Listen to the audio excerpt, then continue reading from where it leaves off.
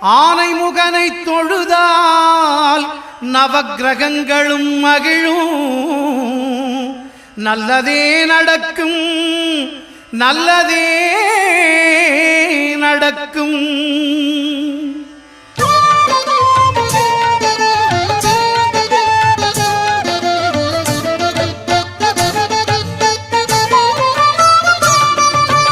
ஒன்பது கோளும் ஒன்றாய் காண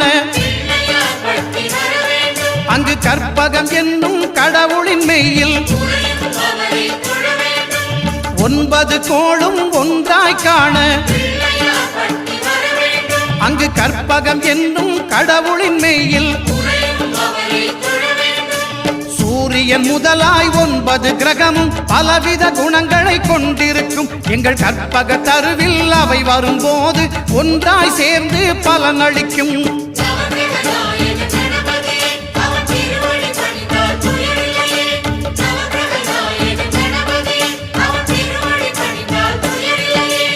ஒன்பது கோளும் ஒன்றாய் காண